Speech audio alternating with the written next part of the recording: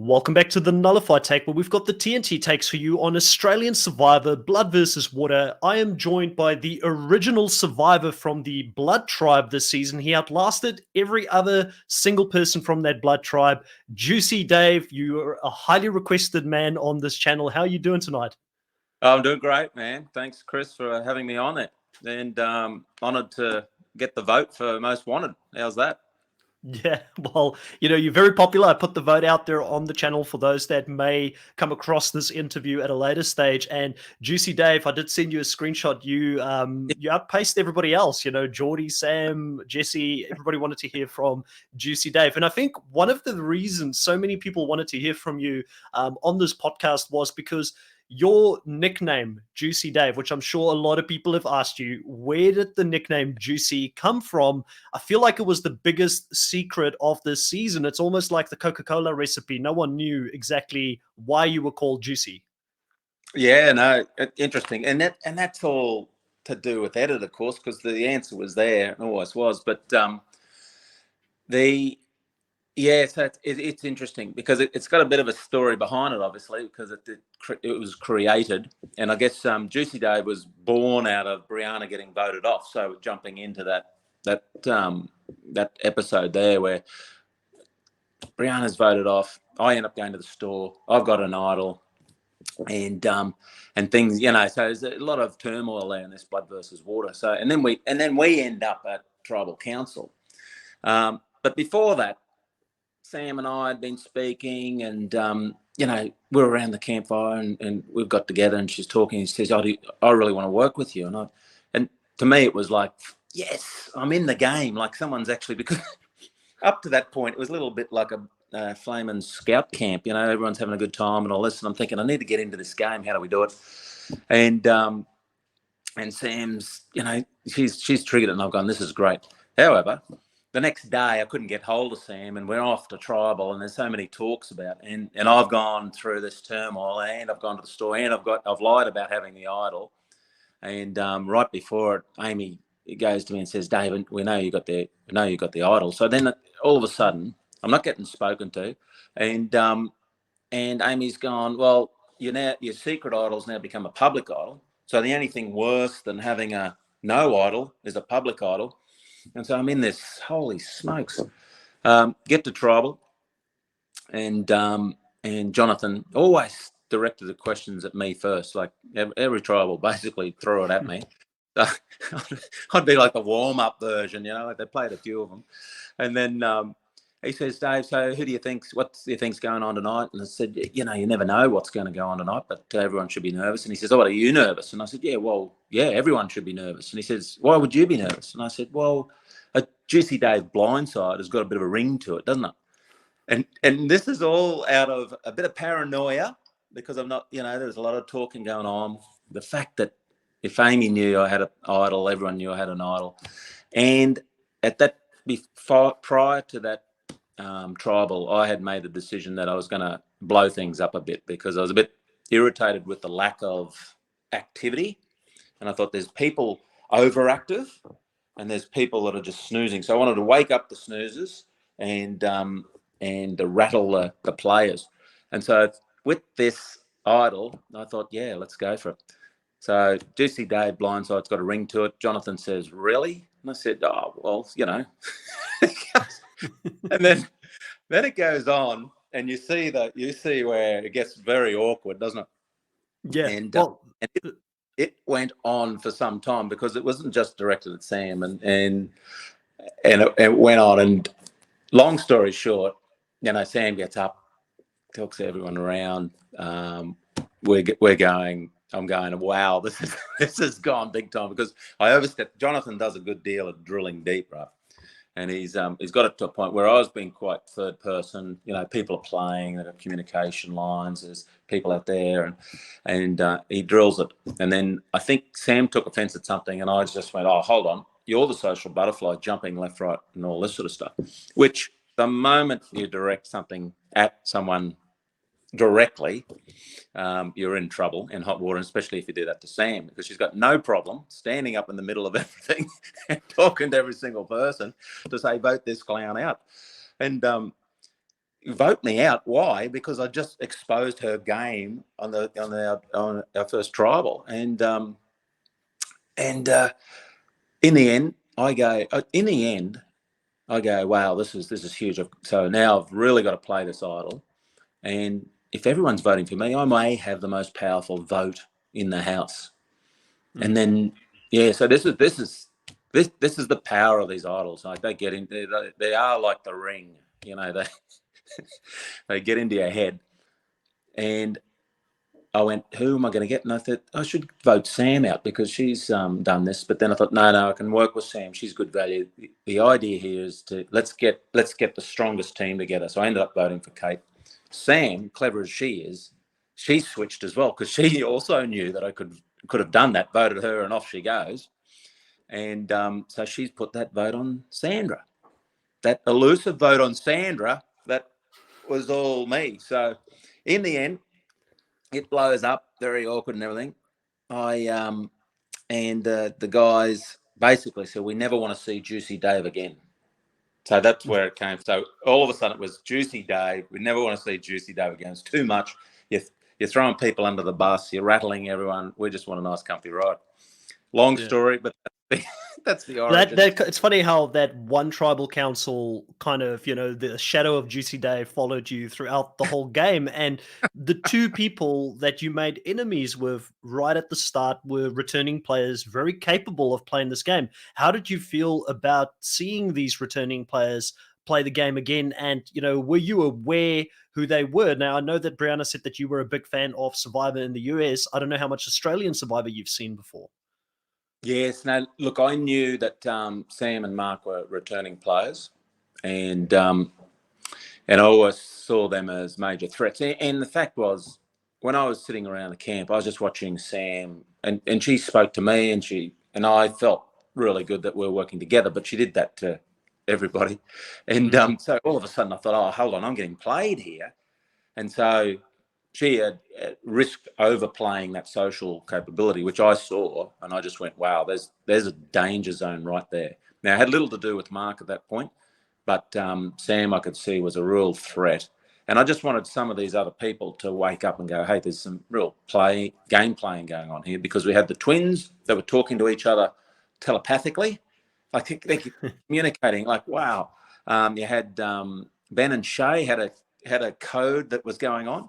Turns out that code wasn't really well rehearsed, because just about every single thing that was said was incorrect. But at the time, it's like, that's the truth, We've got this, they've got this and this and this is happening. So, the crazy stuff around the camp. Yeah. Well, let's go back to the beginning here. You watched Survivor. You were the first person to watch Survivor. You got Brianna into the show when she was quite young. She mentioned on the interviews. What was it that drew you to Survivor in the first place back in the day, and sort of made you want Brianna to go and watch this again? And then she ends up becoming the bigger fan out of the two of you. And how was the experience different compared to what you thought it would be from watching it in those early days? Yeah, big questions. Yes, so I was working away. I was actually working down in Newcastle, and you get home from work, you have a dinner, and then you sit in these hotel rooms and go, "What's on Foxtel? Survivor." And I go, "Oh, what's this all about?" And then I just started getting hooked into it, and I said to the family, I said, "You got to watch this Survivor thing. This is unbelievable. It's like a social experiment live on TV. It's just like people getting thrown into a pit and one comes out. And it is the greatest show on earth, isn't it? Like the greatest game. And you do get sucked right into the whole strategies and the personalities of the characters and everything. And then so I've said that to the family. Everyone's then become Survivor fans. We've all watched it, and I've sort of phased a bit, but Brianna was locked and loaded. She watched every episode and everything. So I didn't know Sandra was Sandra. I had to be, Brianna just said, that's Sandra when she helicoptered in. And she's won twice before. So that's all I needed to hear, that there was pure respect from that point of view, and respect and threat. Yeah. So what was it like playing with Sandra out there? I mean, obviously there were tension between you guys at times, and that came from Sandra thinking you were the one who voted for her, knowing that you were sort of gunning for her to a certain degree. What is it like going head to head with a two-time winner out there on almost at the island, but I guess in the outback? Yeah, yeah. No, look, it is interesting because I went into say I went into, you might say, business mode. I just went like, let's say, and I really thought everyone would see what I was talking about. It made so much logical sense that everyone would be on board. And I just went, guys, we've got a two-time winner here. So look at us all here. We're all amateurs, and we've got an absolute ace, a killing machine over here let loose on us. We need to get rid of that quick smart. So, and she'd think we were fools if we allowed her to continue on. So obviously, always target, if you're going to anything in business, you always look at what are the risks, and you eliminate the highest risk first, and then your ability to succeed goes up. And so to me, that was so obvious. Let's get rid of these high threat levels so that we can actually get on with the game. Not worry about it. So I put that plan out very early, thinking that was quite logical. Everyone will be on board, and away we go. I had to see the show to see that Benny went down to the river and let it all out. And of course, what's the one thing Sandra absolutely hates? It's someone voting for her. so here I've gone, and dead set. Talk about walk into a firestorm. Yeah, I mean, I guess with Sandra, it's one of those things. As long as you keep her name out of your mouth, or she'll work with you to a certain degree. But I couldn't even imagine to think what it would be like going head to head with someone like that. And it was funny because when I watched the show, I thought you were the only person that made sense to me as a fan, as a big fan of the show. I would have immediately targeted for Sandra. I would have had my target on her from the start as well. So it made 100% sense. But kind of the carpet gets pulled out of you early in this game here because you've got Brianna getting voted out quite early on in the game, something you obviously, I would imagine, didn't plan for coming into the game. How did that change the way that you were going to approach the game moving forward? Because it looked in those early days like the people that were getting targeted were the ones who did not have loved ones in the game. Yeah, no, that's very true. And yeah, defining moment, because before we went in there, obviously Brianna and I talked about how we're going to, now we might get split, so we've got to tribe first. Like if we're up against each other, if it's got to be tribe first. We can't really looking like we're helping each other because you get targeted. And I said, but when we work together, we can really do this well. Never got that opportunity. So, and before we went in, I said, well, I'm cannon fodder. Like I'm the oldest bloke on the show, as it turns out. And if you go through the history of it, the oldest get knocked off first because not one of the cool kids. And Brianna was a cool kid, so I thought she'll make it, and I'll end up somewhere along the line. As it turned out, she got eliminated quickly, which I just couldn't get over, because I know she's a great kid and smart and really loyal and good player. Couldn't quite make out what happened there. So that was a game changer for me. That was the juicy thing, like take no prisoners, and that's where I set up Khan. I wanted to, Great TV moment, by the way. Great TV moment. When I saw you go to that and have the balls not to give him anything and go back without anything, I thought that was a brilliant move. It was a bitter move, but it was, as a TV fan, it was so satisfying to see that. And it was all part of this, man. Redemption, man. Redemption. I won't use redemption. Well, it is redemption. I had to have something, and I wanted him to go back there feeling really awkward, and I wanted him actually to be blown up, because I knew he was part of the Brianna exercise, and I thought, no, this is great, and he's begging for this to go in there because otherwise it's so awkward for him, and he's got an idol. And I thought, no, this is the grenade I wanted. I'll throw him in there. That'll rattle that tribe up and give us an advantage. As it turned out, he played it quite well. He just came out with the honest, I've got an idol, and kept it for flaming ages. Yeah, it was pretty impressive to see. I couldn't do that if I had an idol in my pocket. I'd be like you. I would play it as soon as somebody knows I've got it. But what was quite interesting for me was that you play the idol. you survive one round. Now, in Survivor, we know that if you can survive one day, the game changes all the time. And it looked like on the TV show you had some allies that started to form around you in the likes of Amy and I believe it was Jay there in the early stages, according to what the edited show showed us. And you guys ended up orchestrating a blindside against Sophie. Can you talk a little bit about how that came together and why Sophie was such a big threat early on? So this is the interesting thing. So even when but going back to that Juicy Dave tribal, I went, this is going to have consequences, but tomorrow, if we go to challenge, it'll be a reward challenge. And then the next day, it'll be a tribal. And we may win that. So if we win it, then it'll be 4 days before we come back. And 4 days in Survivor's like a month in real time. So much can go on. So it's sort of like, yeah, I've got a couple of days to sort of ease things down a bit.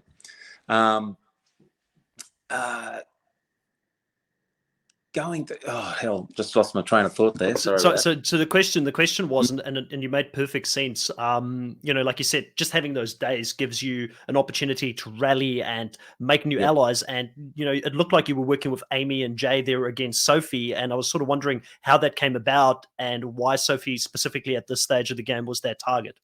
Yeah. So and Amy, Jay, and we clicked. So we were a team, and Amy. We were a team as well, working together. So we had a pretty cool clan going on there.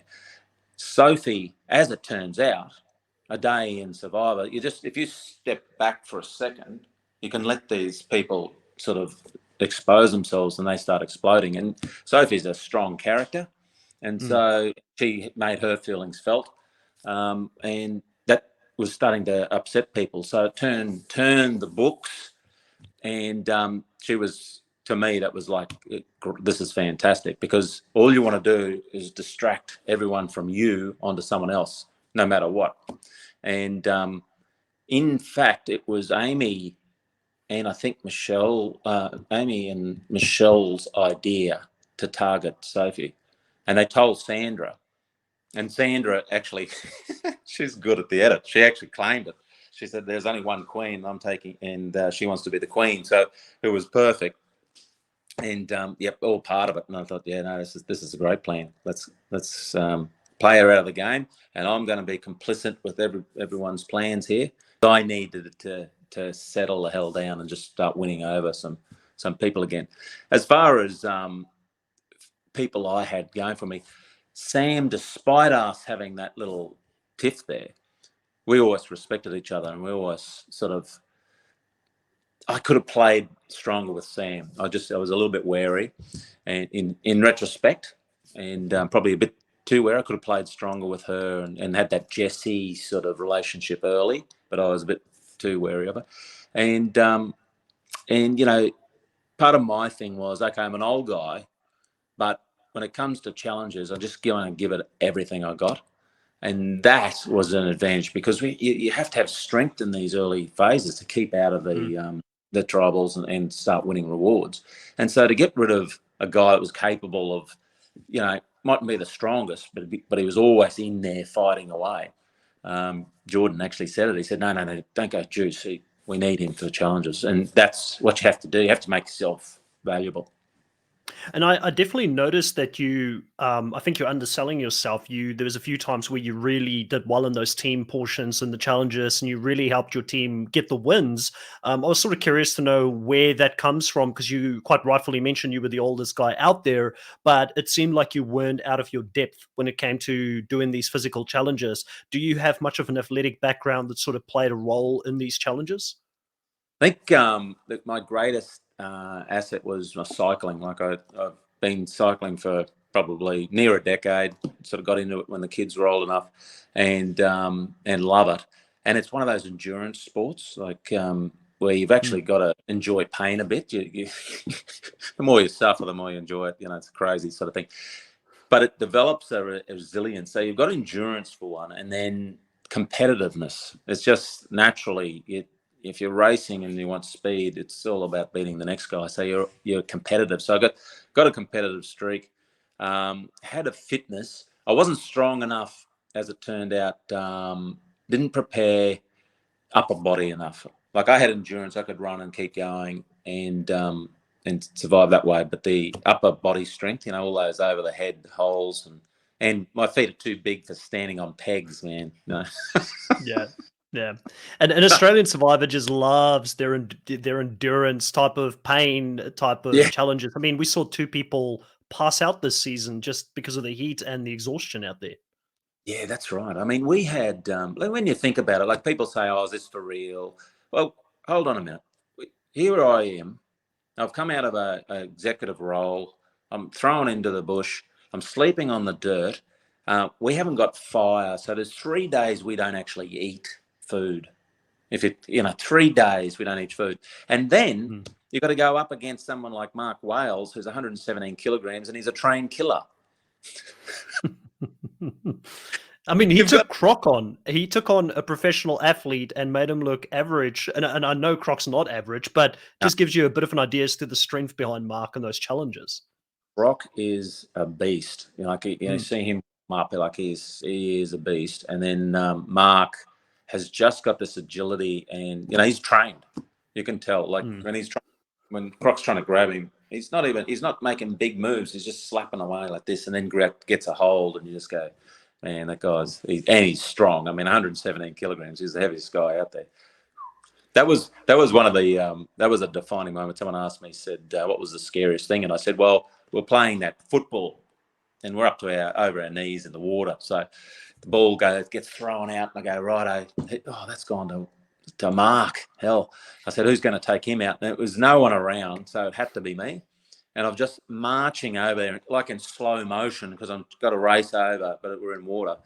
And I'm just thinking, Brianna, you owe me big time, girl, because here I am. I'm throwing myself on the line into a train killer that's 40 kilograms heavier than me, and and he just palms me away. But I've actually managed to get under his arm and take him down. So he nicknamed me Dangerous Dave after that, and I had respect for him. That's for sure. Yeah. Now, there's an interesting part of the game here where you guys go into a swap and you actually get an opportunity, obviously, to play with Mark and some of the players you didn't play with before. But you do have some people from your tribe there with you in that swap tribe, which is Sandra, Amy, and Jordan, who also ends up in that tribe.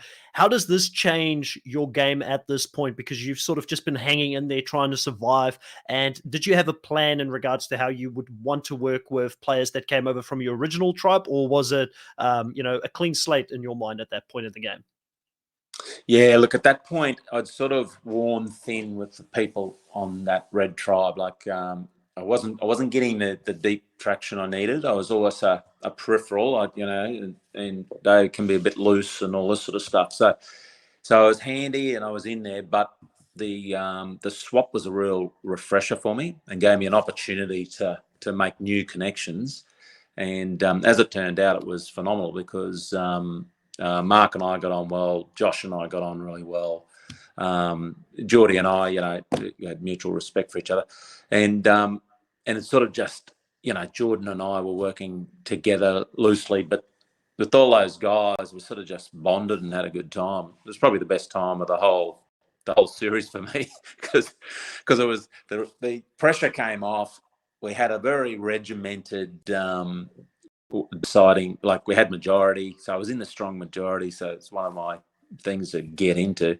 And it's amazing because the pressure comes off when you're in that. But you've got to be planning ahead and beyond it. And so don't get into the false sense about it. But at that point in time, it was a good feeling. Someone called it the boys' club, but you know what? It was just a bunch of people who were together having a good time. That clicked. You can only work with people you click, and regardless. And it was good. I found that amusing personally as a fan of Australian Survivor when they mentioned the boys' club, because I know that on certain social areas people will say that, but in Australian Survivor, it's normally the men don't normally dominate. It is very female dominant in Australian Survivor. There's been a lot of female winners. I think it's pretty equal now with Mark winning as well, but predominantly you don't see men coming together and working together like you guys did this season. And I feel like a lot of people focused on the negative instead of the positive, that you guys were lifting each other up and working together in a very strong unit out there. Chris, that's awesome insight, because that is the Blood versus Water Australian series was an amazing set of people, and I think it's because there were a bunch of alphas out there. Now, these are strong guys, but the egos were restrained in a lot of them. And this, when you let the ego down, you can actually have a good relationship with people, because you're not this false person. And that's what you saw there. Exactly, that is a bunch of guys that weren't interested in beating their own ego, but we're having good chats, solid chats, and just went, well, what are we going to do? And we'd go to tribal. Our strategy was like a 2-minute exercise. Yeah, no, we all agree, bang, that's the way it's going. And so you rest up, and that's the way it's going to go. And you also you look at the personalities around you right at that time, and you assess them, and you think, okay, where do I get stability and decision making, and someone that's not going to. I know Geordie was a little bit of a loose unit, but at that time in his game, it suited him to stay with that strong male majority in the game, and it just wasn't that many other opportunities with Amy trying to play an explosive game and go against Jordan, who tried to work with her. How did that mess plans up? Because you had this relationship with Amy to a certain degree as well coming into that tribe.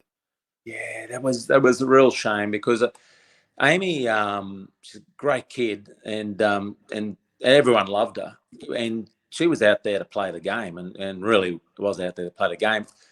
I thought she would come to me for advice, maybe, but she'd taken advice from the girls, I think, and she'd made a decision. She was going to make a big move, and it was time to get Jordan out and break the boys, the cousins up. And she came to me and said, "This is what's happening." And I went, "Wow, where's this come from?" She said, "No, that's happening, Juice. Just go with it. I've got the numbers." And I went, "Well, that's confident, Yep, because you always say yep." And I just went, "Well, okay, I'm going to see how this plays out." So I've gone down to the river there, and Shay's exposed it completely to the guys. By the time I've got there, they Josh is fuming that Amy would go for his cousin, and it was just, and it was diabolical. There was nothing you could do to save her at that point. And I got there, and I said, "Man, can you believe it?" And you sort of go, "No, I can't believe it myself." So she'd signed. She basically put trust in someone who let her down, and it didn't get off the ground, and it had to be watertight. And it was a little bit early, I think, for a big move like that. But she saw it, these guys getting stronger and stronger, and it had to be broken. And it was, probably the right play, just needed to be planned over a bit of longer term. This was decided on the day, bang, this is what's happening. And it was just too quick. And, as much as I wanted to help her, there was no helping her at that point. Amy is another person who's extremely popular, and when you look at the online Survivor community, a lot of people want her to come back and play the game again. Do you think that she would be able to learn from some of the things that she did here and play a little bit of a more mature game if she were to come back, say, 3 to 4 years later? No, I think she'd be lethal. Yeah, because she's such a charming chick. She's great, and so golden hearted. But what you saw there was she's willing to play hard, because she was in close with Jordan, but she just saw that as a threat, and I'm willing to play. So I think if she, with a little bit of that maturity and a bit of patience, she could actually, and she's got that influence over people that she could actually set a move up. And probably the way she'd do it is get someone else, set some ideas into people. Do a Sandra, right? Set some ideas in people's heads so they go off and do all the dirty work. And you're basically playing the game through other people, like meat shit. Yeah. Well, I was going to say, you talk about Sandra, and Sandra also exits the game at this point. How tricky was this vote to pull off? And, did you have much of a relationship with Nina while you were out there during this time? And, can you talk a little bit to some of the behind the scenes that happened and how that vote came together to ultimately take the Queen of Survivor out? Yeah. So Sandra is interesting, because I said, "Sandra, I'll just go back a step just to put some context in it." Yeah. I said, "I didn't vote for you that night." She says, "Yeah, you did. I know you did. One person voted, and it was you." And I said, "No, actually, I didn't vote for you." And I said, "Here's the deal." I pulled her over, and I got a witness there, and I said, Sandra, if this program plays and I've voted you on that episode, I'm going to transfer you $1,000 US from my account to yours. You nominate the account, bang. I said, and I don't want to pay $1,000, but I will. And we've got a witness here. And we shook on it. And I said, and she said, but what have I got to do? And I said, no, I'm just saying I didn't vote for you. So if this episode comes up in whenever, then I'll transfer it to you. And we've got someone who can make me accountable for it. And I said, because that's how sure I am I didn't vote for you. And she's going, wow, righto. And then I've gone, you know what? We could actually work together, because who the heck would ever think we could work together? And I'm thinking this is one of the greatest players out here, because I could work with one of the great players, learn from her and stuff, and basically maneuver our way through, because at that point I was looking for anybody to ally with. Unfortunately, Sam's seen this conversation, so she jumps in there and Sandra just throws me under the bus. And so the chance of us ever working together was blown at that point. And so for me, Sandra had to go. She was always a target. As soon as we get the opportunity, had to go. So so when, Nina's in there and it's coming to the point where people are looking at threats and realising she has to be gone. I think it was ultimate that Nina's actually voted her mum out. That was she's a big player. She's another one that's should come back. She'd be dangerous. How did that change the dynamics within that pre-merge tribe when Nina left? 'Cause according to the edited show and talking to Josh had plans for Nina to be aligned with him long-term in the game. Did you see that connection between the two of them while you were out there? And do you believe that this sort of gave you an even deeper in with the guys at that time? And, sadly losing her in the way that we lost, and nobody would have wanted her to go out of the game that way, sort of was a benefit to your game out there. 100%. I had everyone's measure except Nina's. I just felt I don't know how I can maneuver around Nina. Everyone else, I knew where they sort of sat and everything, but Nina was one of those ones that she was super tricky, to be honest. And I knew her and Josh were so close and I was close with Josh, but she, how was this going to work and end up? And Nina was just one of those ones that I thought, gee, I haven't quite figured this out yet, because everyone loves her and she's such a, she's so bubbly and good at challenges and stuff. And her exiting, as sad as that was, it was exactly what you said. It was advantage to me for her to leave. So you never want someone to leave injured, but the fact that she left, to me was good news story. Now, I'm someone on the podcast, when I did my recaps each week, I saw a very big game in Josh that was hidden for a long time to us as an audience. And I thought that he played a phenomenal game while he was out there, and we started seeing a bit more of it towards the end game.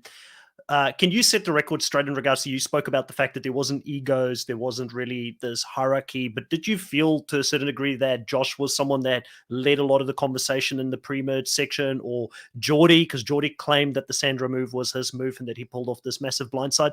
What was it like, I guess, working with those boys in that early stage, and was it a really flat hierarchy when you guys came up with decisions? And do you feel like there were certain people that were sort of taking more of a leadership role within those discussions?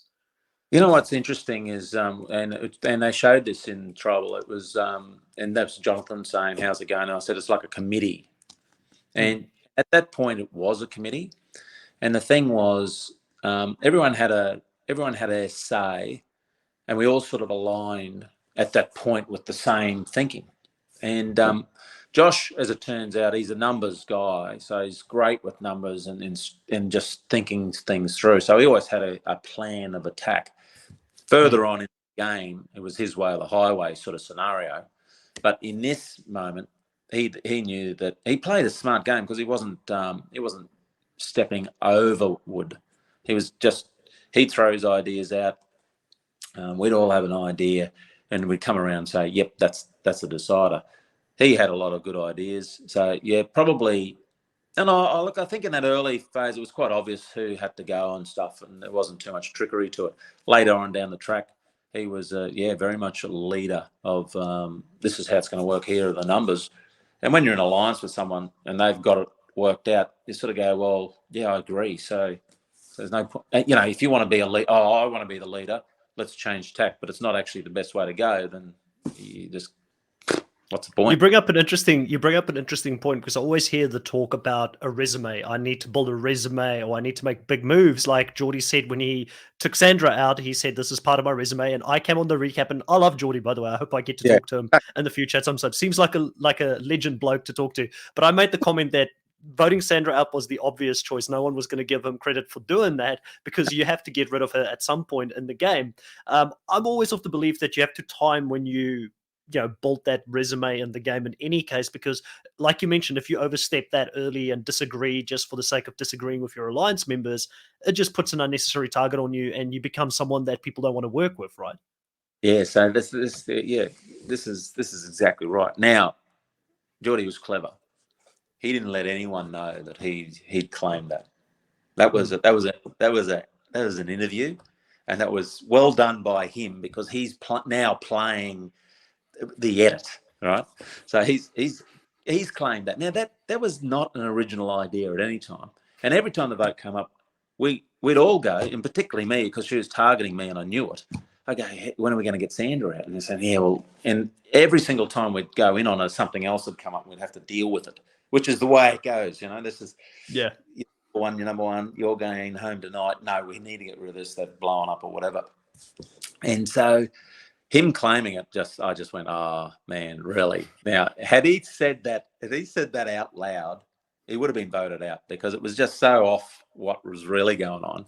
But to his credit, he's trying to build that resume, and for the TV, he's actually claimed it. And there was nothing in the edit to say otherwise, so good on him. Yeah. Okay, so we move into the merge portion of the game here. You get to the merge. There's now a whole group of new players that suddenly come into the game, and it looks like you've got two, I guess, orphans to the alliance automatically in Sam and Jesse that joins the bigger alliance. How did that sit with you? I mean, you obviously had a previous relationship with Sam and Jesse to a certain degree, and were you happy to see them back come and work with you guys at that stage in the game? We at merge, phenomenal to get there. By the way, it was it's a great feeling to make that point, and so there's a bit of euphoria there. And yes, you've dealt with these, you've been playing with these people before, so there's that friendship connection there as well. We had it quite comfortable, as I was saying, so we were trying to say, okay, now we need to keep the status quo here because we're doing quite well. They called ourselves the regulators, and it was just, we're regulating. And now things are it could upset the apple cart, and we're quite comfortable now. Obviously it did, because Sam's one of those players that won't, she doesn't get directed around. and to be honest, there was a point there where I went to Mark and said, man, we've got to settle Sam down. Like, we used to just make these decisions up in 2 minutes. Now it's 3,000 questions and this, that, and that. It's just too much info. Like, let's just keep regulating him. And he took that on board, and whatever. But it was, and that's where Sam was sort of losing it a bit, because she'd lost control completely because of this strong alliance. And then there's the Geordie Jesse thing. Now that threw things out. We knew those two were going to be tight. The whole scandal with the idol and giving the idol up and all that, that's another story we can talk about. But definitely we'll talk about it, yeah. Yes. But having those two boys together, that was dangerous. Jesse was a guy I never connected really with. He was a young dude and I was the old dude, and we had biking, but we never really saw each other as a team. And so he saw us on that threat level to me, and mixing with Geordie, and I like Geordie, but those two working together were always danger. So in my mind, yeah, that was, and the fact that Sam was so close with Jess, I thought, geez, this is strong. Mark, Sam, Geordie, Jess, and then and you've got Jordan and Josh. I mean, holy smokes, there's some strong people there. So who did you, at this stage, as you came into the merge, see as the player that you, or the one or two people that you thought, if I could get to the end with these guys or girls, this is my ideal end game that I want to make happen from here on moving forward? I think when we got down to the final 6, they were the sort of people I'd sort of pictured. And now that was a dead end story for me. I knew, but at that point, merge, I thought, Mark and Sam. I like Mark. I like Sam. I can work with them, but they're dangerous, so I have to deal with it. Josh and George, same again. Got on really well with Josh. Jordan and I respected each other, and then Chrissy was one of the players that I actually respected over time, and we worked together. We worked together a lot more than it actually showed there. But and we became a bit of a quasi partnership there. So out of that 6, it was comfortable, but it was a dead end. So the old redemption twist made that fix that up. That's for sure. We will definitely talk about that. And, it was interesting because I definitely saw that Josh thought he had Mark and Sam on the one side and he had you and Chrissy on the other side, and he was going to be able to ride that middle. I think that's how he had it planned out. So by proxy of that, I could tell that you were working quite closely with Chrissy. I'm kind of interested to know, Chrissy looked like someone who had an extremely good social game. She had me fooled for 1 second going into the finale because I said, out of the 3 people going into the finale, and obviously as fans, we see an edited show, and I just want to give respect that there's a lot I don't see, there's a lot I don't know, but I thought Chrissy was a dead woman walking into that final with no chance of getting votes, and I thought she did a really good job from what we saw in Tribal Council, addressing things that she connected with different people on, and that her social game is very strong. And with social games, that normally can get you the win at the end. It's obviously she went up against someone else with a phenomenal social game and a lot of other things that made them a better winner this season. But can you talk a little bit about that relationship with Chrissy and how you formed that? What did you guys connect on out there? Yeah, so this is good. So we connected with the 6, and that was going on with everyone else, and we had the Geordie, who was Mr. Chaos because of the whole idol, or wasn't it, and all this sort of stuff. We can talk about that a bit. But Chrissy and I became close together. I was the chief cook. She was helping me out, and that's what we had our roles and stuff. And Chrissy came to me at one point and just said she was annoyed, and she said, "Why isn't anyone talking strat with me?" And she said, "They always go off and talk strat, and no one's talking to me." And I said, "Well, because why would they?" And she goes, "What do you mean?" I said, "Well, why would they talk strat with you? You're not playing the game. You're playing the social money, basically." And she got upset with me, and I said, "But if you want to play the game, come and talk to me because I've got a plan." I said, "But you've got to be serious, and you've got to be willing to make a move." And she huffed off and thought, hey, how could you say that? And then got irritated one time, sent to me and said, no, I want to sit down, and I want to sit down. I want to talk to you.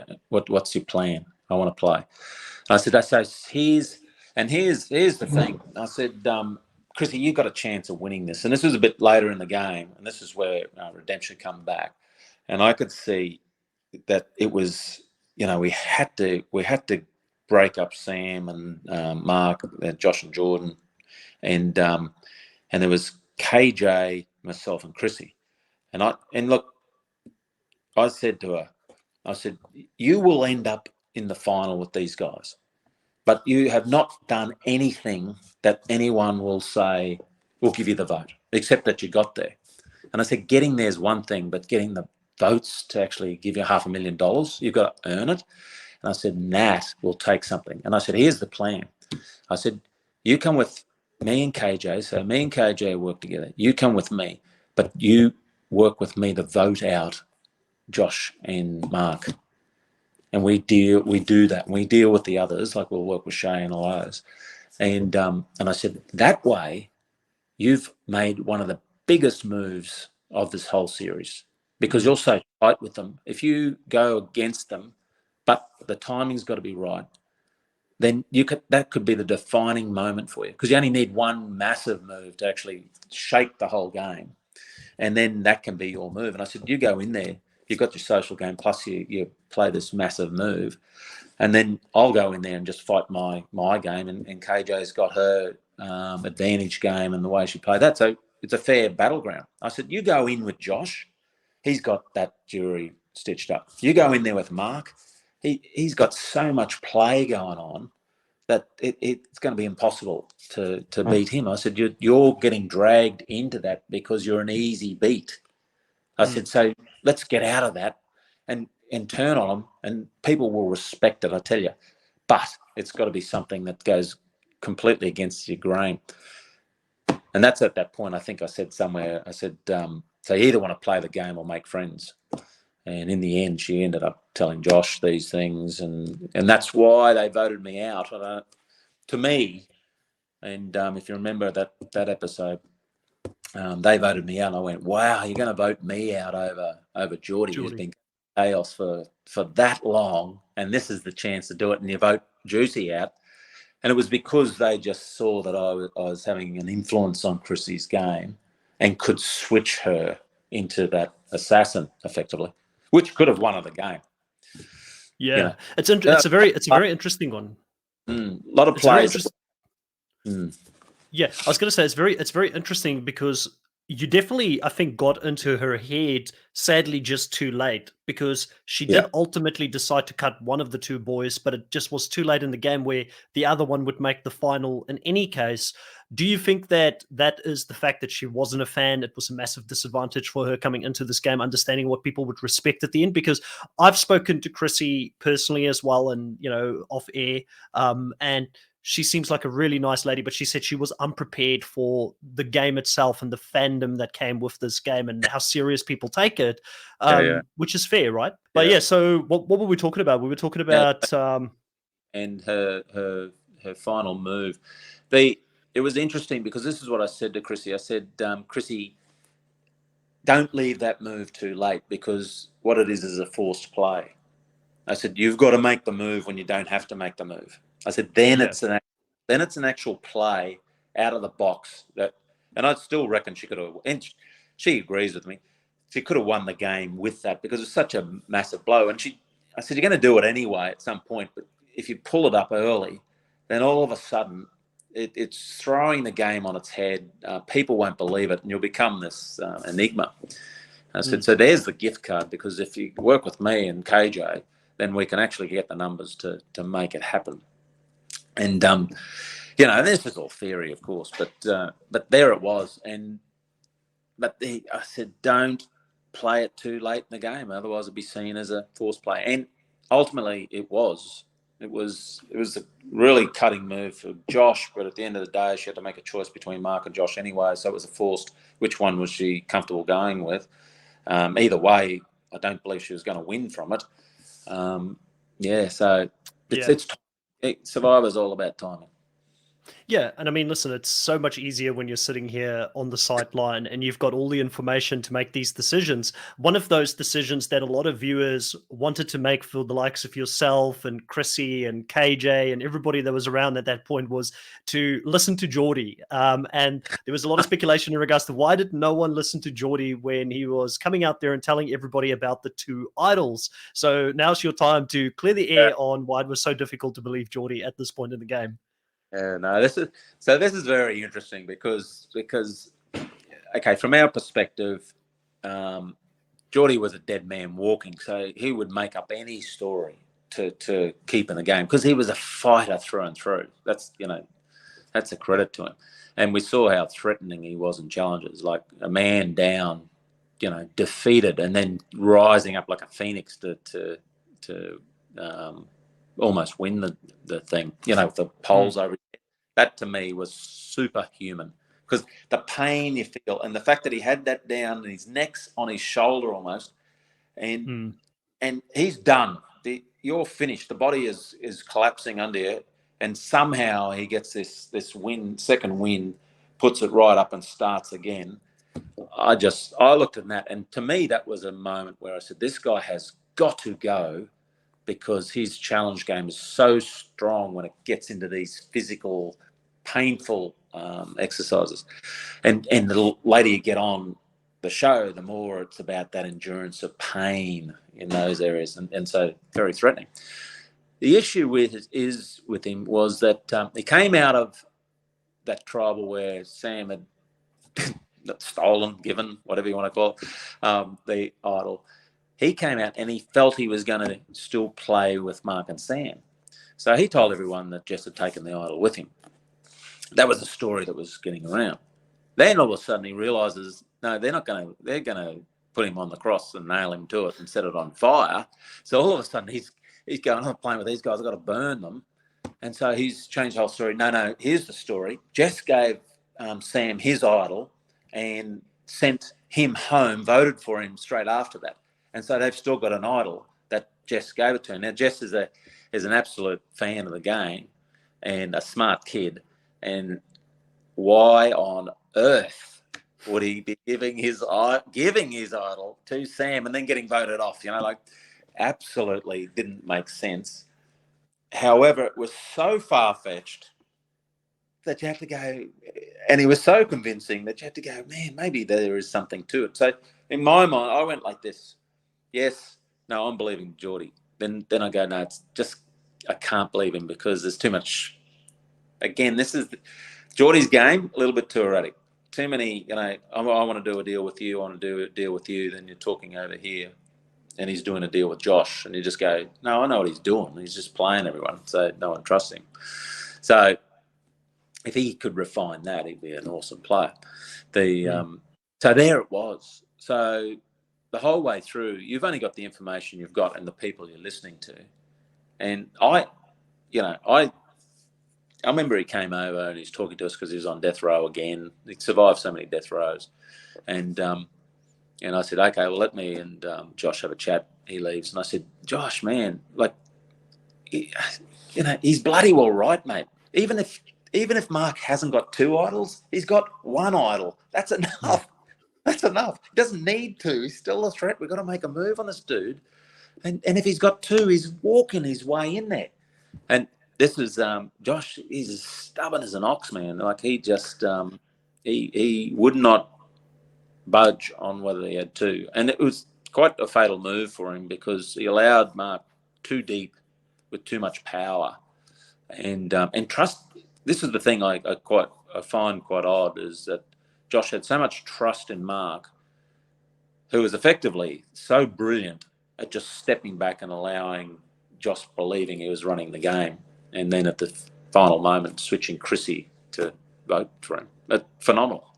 And because Chrissy and Josh as tight as you could get. That's why I knew it was a risk telling her to play this move, because I thought, geez, if she goes back. But the fact that she came to me, I thought, okay, she's ready to play, because that's what I wanted. I said, you come to me when you're ready to make a move, otherwise don't bother.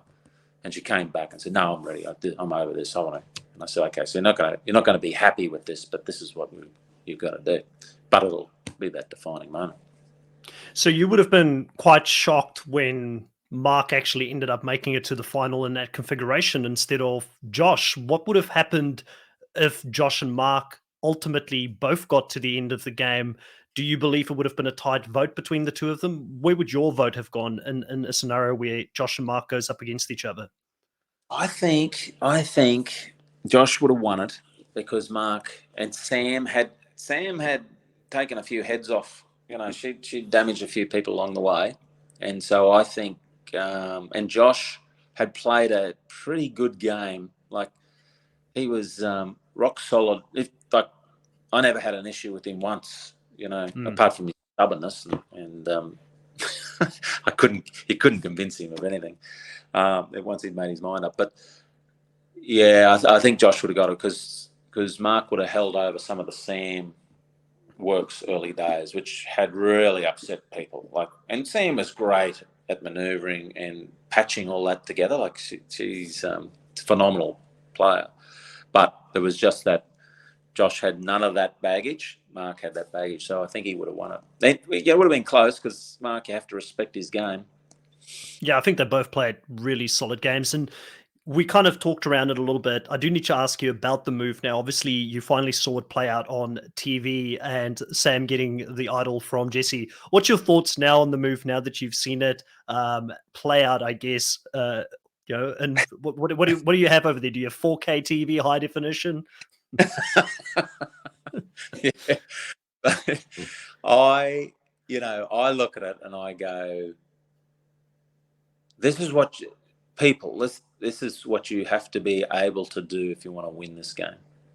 Like, this is I don't know if I've got that. This is the most ruthless thing I've seen on TV. I mean, honestly, to that close for someone, working with them, taking their idol and voting them out, is so ruthless beyond compare. But magnificently brilliant. Mm. You know what I mean? Like, who could get away with that? Like, who could actually convince you, hey, Chris, give me the idol because you've got budgies on and everyone will see it. I'll give it back to you, and then just not give it to you, and then vote you out. I mean, holy smokes. And let's not forget, Jess had done all the hard work finding the thing. And she's like a mutton bird, isn't it? No, what do they call it? Cuckoo bird, where they just come in and they lay their eggs in the nest. You know, she's just taken the idol and run with it. And Sam and Mark at that point were going on invincibility. She was still quite a distance away. She was still quite a distance away from the finale when she did this. But obviously, like you mentioned, big game moves get you to the end and can make you win the game. Do you think that type of move would have been something that she could have defended in a final jury scenario? Or do you think that it would have been very difficult with the group of players that were there? Here's blood versus water. And here's the brilliance of Mark Sam. One of them wins, they both win. Sam made some massive moves that are irrecoverable. No one was going to forgive her in that show for that once the truth come out. And so Mark and he copped a lot of flack for this, but Mark basically allowed her to be taken out of the game by not playing an idol for her. Which is that ruthless? Is that not caring, or is that playing a phenomenal game to get someone on the jury that's in your camp? It's quite influential, and having two idols left at camp with a guy that had no baggage, is actually played just a really good game right through, respect all the way. Leave the guy with no baggage out there to fight it morally, and have your teammate on the jury talking it up. Yeah, no, perfect. I think it was phenomenal gameplay by them as a pair, and they share a bank account, so it makes 100% sense. Now, I do have a question here for you. It was never your dream to play Survivor. It was Brianna's dream to come and play the game. I know Brianna would come back very, very easily if she is asked, and I hope she gets that opportunity, because even though she went out early, I really respect people who try to play the game, and I don't think she will be boring to watch. Even if she's out in the first 3 episodes again, it will be exciting. So I would love to see her go there. I hope she does better than that if she does go out there. Now, if the question came for Juicy Dave to come back, are you retired officially? I know there's a lot that we don't see. As fans, we just think, oh, what a great vacation to go out there for 50 days or 48 days. But there's a lot of suffering that happens when you play this game, mentally, physically. We only see very small portions of what happens out there. Would you be open to the possibility, not right now, because I know it's probably a tough commitment, but let's say 2, 3 years, 4 years down the line, they're thinking of All Stars 2 or Heroes versus Villains, and they need Juicy to be a hero on that tribe there. Would you go back and play again? So great questioning, because I think if you said, would I apply for it again? Would I apply for it and want to get on it? Probably no. If I was asked on All Stars or Heroes Villains or something, it's almost an obligation, because it's a respect and honor thing, isn't it? Like, if someone's asking for the All Stars, then that means you're in this elite group, and that I would have to think about seriously, because you're right. It scars you in many ways, and it's rugged stuff. But it does get into your blood, and it's a terrific bunch of people that you meet on the game, the support crew around it, and then the fans and guys like you, and you just learn to love the people involved in the game. So yeah, I think as an honorary role, yes, I'd be hard pressed to say no, never going on again, and I wouldn't say that. So that's it. Would I apply? Yeah. No, probably not. Not to go on another one and battle it out. But if I was invited, another story. Now, if we could take out, let's say, Brianna, because she's your blood, and if we take out, say, Mark, because he was the winner of this season, I'm sure you've got a lot of respect for Mark, who'd be the 2 warriors, one male, one female, that you would like from your season to go into a Heroes versus Villains season or an All-Star season with you? Now, it could be because you would like to align with them, or it could just be because you think they would be great TV and would make the production of the show better to have them there. Yeah. Oh, look, personality-wise, Jay, Jay, he didn't get much of a shot at it either. He got wiped out a bit early, and Amy, she'd be fantastic to get on there as the Warrior. I think Amy would be phenomenal having another crack at it, and she'd be fun to play with, and she's clever and social and everything. Guys, would it be Jay? Yeah, you wouldn't have Geordie back. He's too tough. I think he's a shoe-in for, the Joker to play in a villain tribe. If I had to choose, I'd have Sam and Geordie both back in a villain's tribe. A villain in the game, in the sense of the game, I think would be quite explosive to see if you can get a round two between those two. But yeah, it'll be interesting to see who they do go back to if they do end up asking some players back. I think there's a lot of heroes and villains from this season. I think the biggest hero of them all, we haven't mentioned him yet, is probably Josh.